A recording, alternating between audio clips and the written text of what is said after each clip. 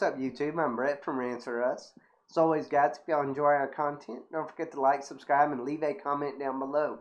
We're on the road to 1,000, and we hope you guys can help us get there. So I know many of y'all out there are kind of like me, maybe a little bit disappointed by the series finale of WandaVision.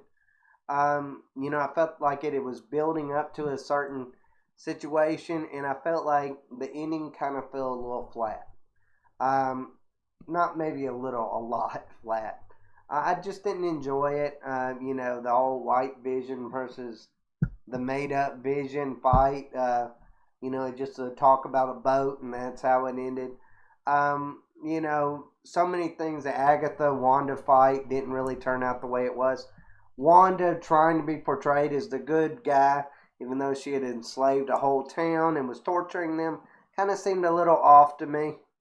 But what really felt off to me in that show was that Agatha knew about this, but yet Doctor Strange didn't. That felt odd to me. Another thing that felt odd to me was I was pissed by the WandaVision season or series finale simply because I felt like the only reason why that series existed was simply to bring in, to publicize basically uh, the Doctor Strange Multiverse of Madness movie. Um, and I was kind of pissed about that because I remember when I was doing the WandaVision reviews, I was thinking to myself, and I even said on video a couple times, I wish this show would stand on its own. I hope that it's not just something there that it's just a lead up to, a future movie. I want to be able to rewatch WandaVision and be like, you know what? As just a series in general, this was a great series, and not compare it to what it was initially leading up to. It's like watching a commercial. Like, that's the way by the end of WandaVision it felt. It felt like it was just completely there to build up to the new Doctor Strange movie. So, it's very odd to me that the most powerful man or magic user in the MCU was completely and totally unaware of the situation. I expected at least a cameo of him in that, especially if it was to lead up to, the Doctor Strange 2. But we didn't get that. I remember saying it was kind of odd at the time that they kind of didn't do a cameo of it.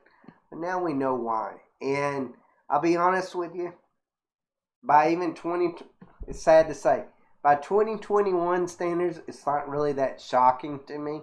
But it's still shocking that people say these things out loud and don't get, banished for saying these things. And rightfully so, in a lot of ways. But here's Kevin Feige's reason for why he didn't do this.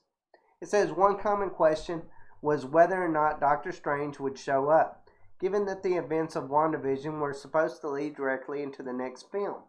Doctor Strange in the Multiverse of Madness and Wanda herself will be in the film as a newly empowered Scarlet Witch. Turns out, at one point that was the plan. Doctor Strange was supposed to show up in WandaVision, but the decision was ultimately made to cut him.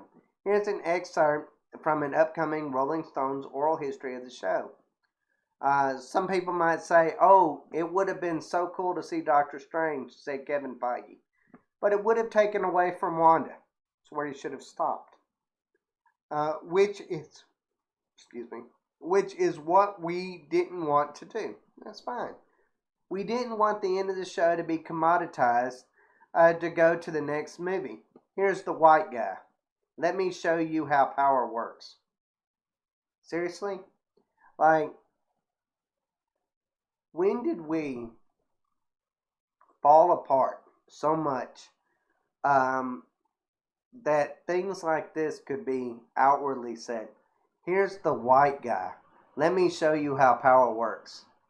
Do you really think that if Doctor Strange showed up in that people are going to be like, wow, the white guy saved the day? No, they're going to be like, Doctor Strange is the most powerful magic user alive.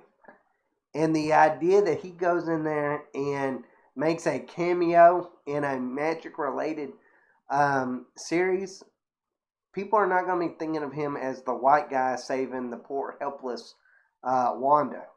I don't think anybody thought Wanda as a helpless human being by the end of the show. This isn't a damsel in distress situation, guys. This isn't where Doctor Strange is going to come in there and just make everything better. It wasn't that situation. Wanda was enslaving a whole town.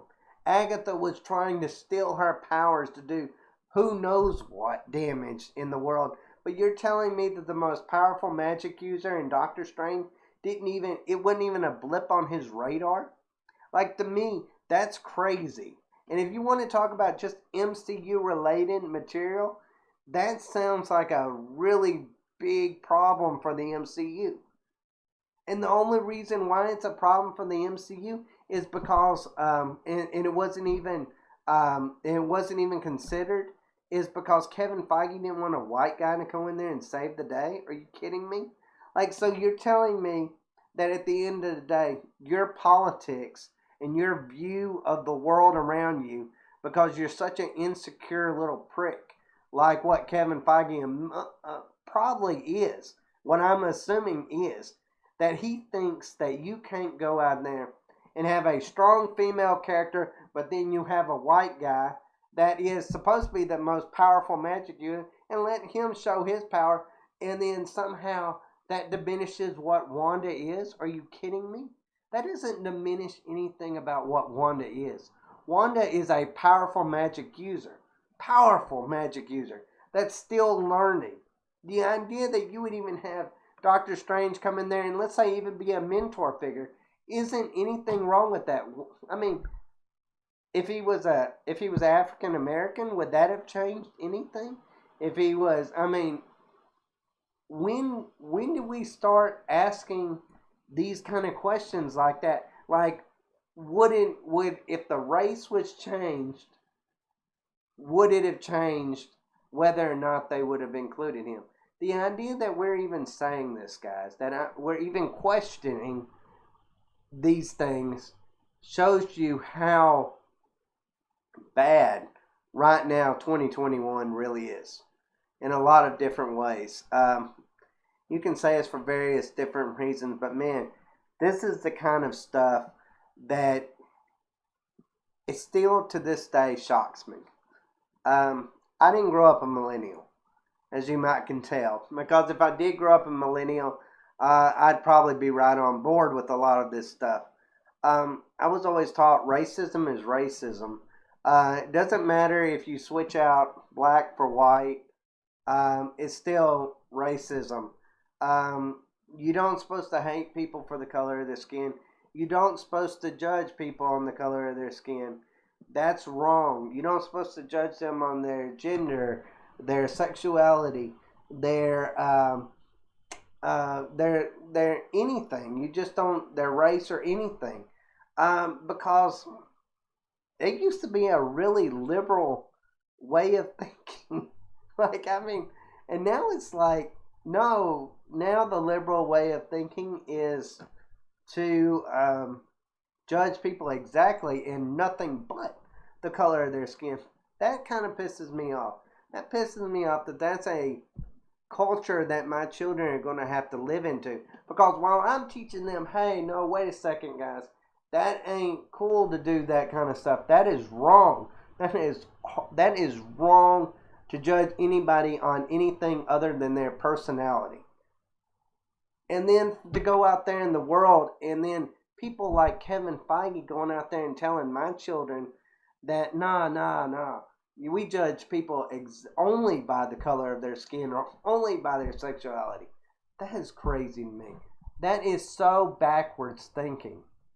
That is such backwards views that it pisses me off beyond comprehension. It pisses me off as a father. It pisses me off as a fan. Because as a fan of the MCU, they had done everything right. Everything that DC couldn't do. And then they let identity politics get in the way of their story.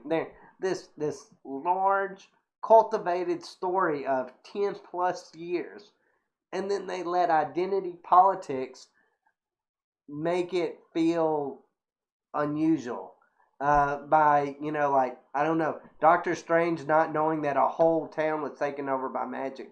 Like, I mean, that seems crazy that the most powerful magic user in the world wouldn't even know about this. I mean, that just blows your mind. That puts a big hole in the whole story. But the hole is there intentionally.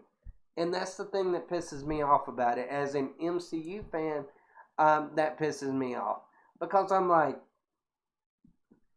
if you're wanting to tell a good story, nothing gets in the way of that good story.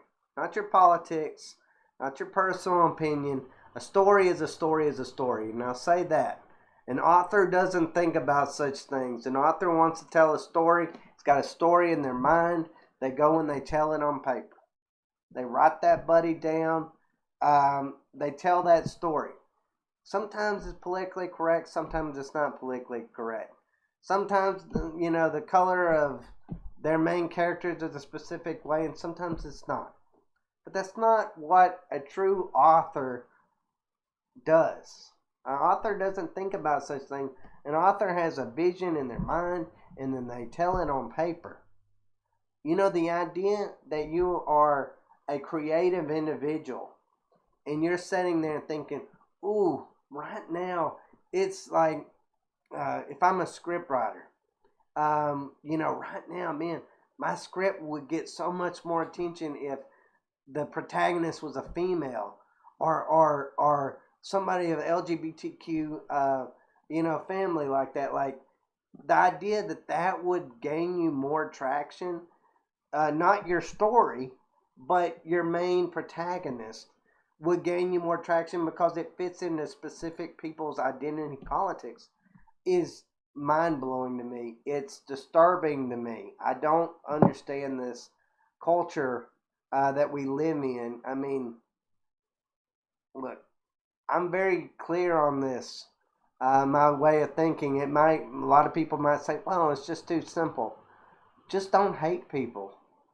I mean, just don't like people. Just like people for who they are. That's it. Like, don't care about their politics. Don't care about their sexuality. Don't care about their gender. Don't care about their race. Like, I'm sorry if that to millennials or to this newer generation seems backwards thinking. But if that's backwards thinking, then I'm fine being backwards. Because to me, what I'm seeing out there is very regressive. It seems like it's taken 50 years of progression and just completely just casting it out the window. Be like, nah, we're back racist again. Like, that's seriously where we want to go. Like, that's not where I want my lifetime to be. That's not where I want my kids' lifetime to be. I want them to live in a better world that doesn't see these things like that. But apparently that's the end thing. I don't like it. I'm pissed off that there's this big hole in WandaVision simply because of, politics. That's it. I mean, so I'm pissed off about it. Let me know what y'all think down in the comments section. Does this change y'all's view on the MCU to a certain extent? I mean, it kind of does to me. I praise Kevin Feige a lot of times, but I kind of feel like Kevin Feige's kind of childish in a lot of ways now. Like, it's going to be hard for me to take Kevin Feige or the MCU serious anymore. But then I think about the Eternals, and I'm like, oh, the Eternals is kind of like, well, exactly kind of what he's talking about here. Where it's like, where it fits into their narrative. Where it's not just the right people were picked or anything along those lines. It was just, it fits his politics. So, that's the way I think. Let me know what y'all think down below. Y'all pissed off about that Doctor Strange wasn't in WandaVision? Do you feel like he was needed? Do you think Kevin Feige made the wrong mistake? Or do you feel like he did right or wrong? Let me know.